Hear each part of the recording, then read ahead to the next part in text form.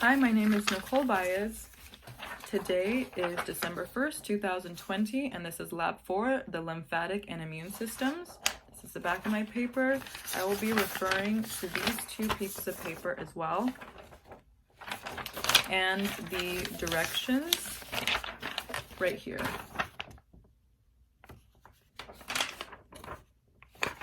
Okay, so I'm first going to start off by showing you the pharyngeal tonsils.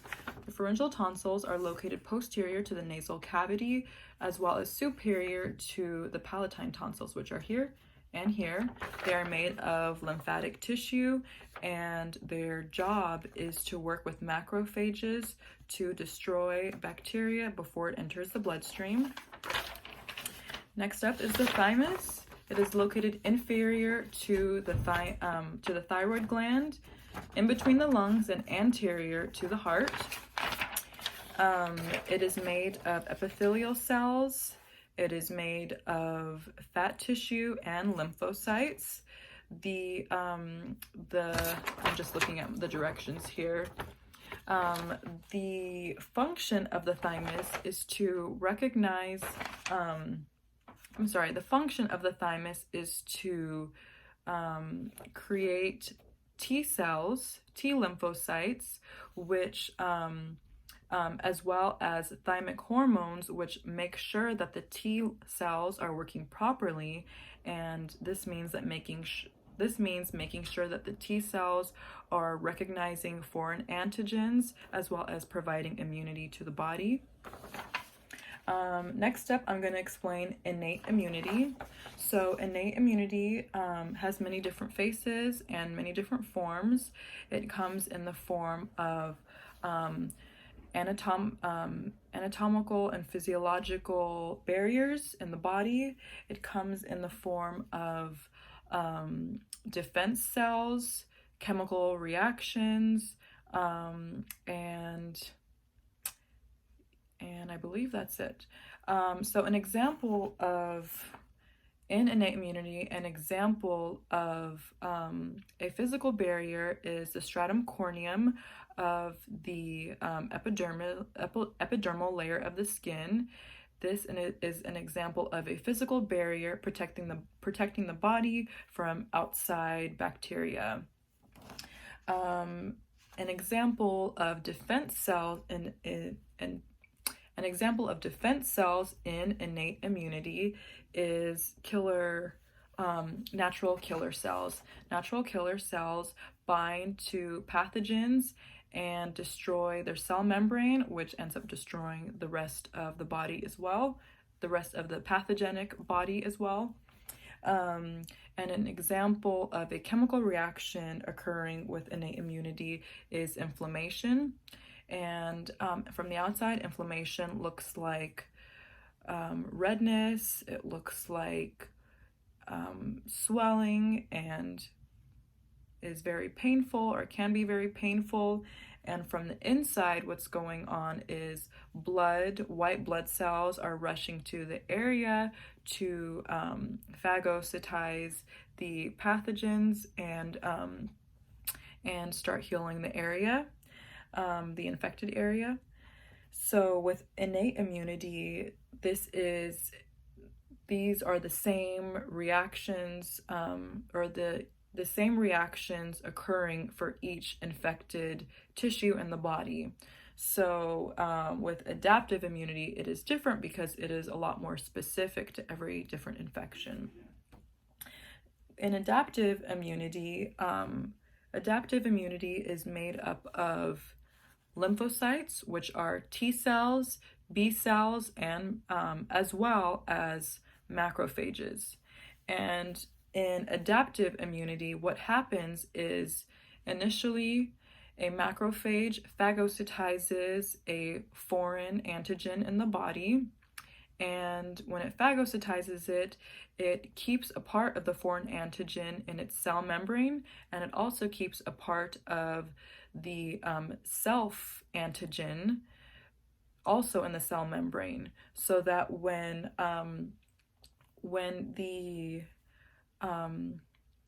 when the helper T cell comes around, it is able to identify, it is able to read the cell membrane and identify where else in the body are the foreign antigens and which cells are the self antigens. So which ones to destroy and which ones to leave alone. From this point on, there are two different responses: cell-mediated immunity and antibody-mediated immunity. And in cell-mediated immunity, there is no antibodies formed after this reaction takes place. But what happens with it is, first, after the helper T cells are able to distinguish which cells are which, then killer T cells take over and end up killing the cells distinguished by the helper T cells as pathogens or foreign antigens in the body. Also, what goes on is memory T cells are formed so that in the future, if this disease or virus comes up again, the body can react quickly and knows how to handle it because it had dealt with it before and has a memory of it. There are also T regulatory or regulation cells that stop this whole process once the foreign antigen is taken care of properly and removed from the body. Next up in adaptive immunity is the antibody-mediated immunity. And with the antibody-mediated immunity, it again starts off with the helper T cells distinguishing which cells are which cells are foreign antigens and which cells are self cells and shouldn't be touched. So from this point, B cells then take over and they create antibodies. They divide and create antibodies, which then flag and swarm that infected area of the body. And by flagging it, they let the macrophages and neutrophils know that it is okay to phagocytize those foreign antigens in the body. So after this point, there are memory B cells that are also formed so that in the future, if this disease or virus comes up again, the body remembers and knows how to deal with this disease or virus properly and quickly. Now moving on to passive natural immunity and artificial immunity. An example of passive natural immunity would be a mother passing on her immunity to her baby fetus in her stomach. It is passed through the placenta, and when the baby is born, it still has that immunity for a few months. Now, artificial immunity is known as immunoglobulin injections or cells that can be injected into the body.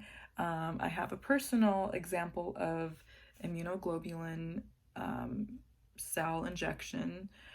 I studied abroad in Bali and visited the monkey forest, and I was scratched on the back of my neck and it broke the skin and I did bleed a little bit.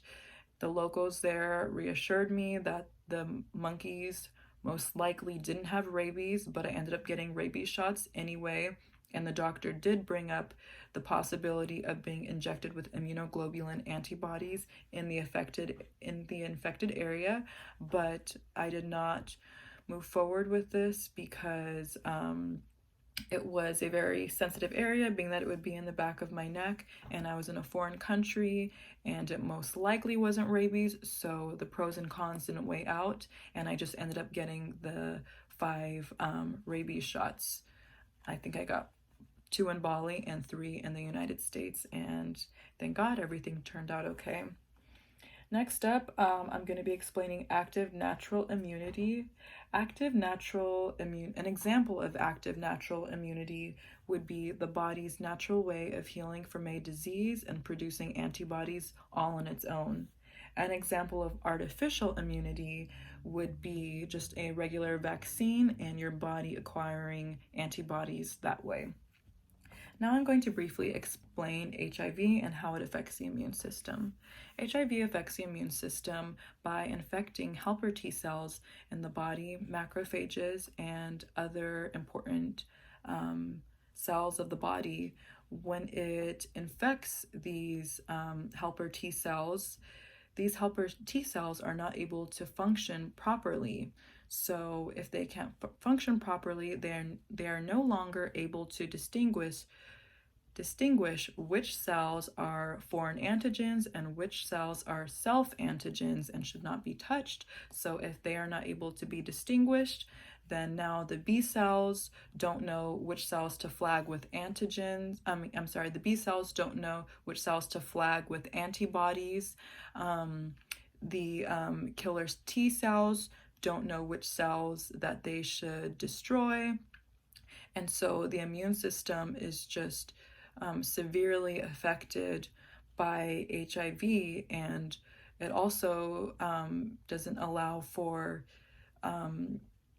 the memory T and B cells to work properly either, because of this whole chain of events that is going wrong. So in the future, when a person with HIV is infected with a virus or disease, even if it had previously had that virus or disease, it doesn't have those memory cells that make it easier to combat that disease or virus quicker or easier than the last, because it had previously had it before. So it's basically as if the body is fighting off these viruses for the first time every single time without any memory of it. So it can be, it is a very severe disease on the immune system, and can be very difficult to deal with over a long period of time. And that concludes my presentation. Thank you.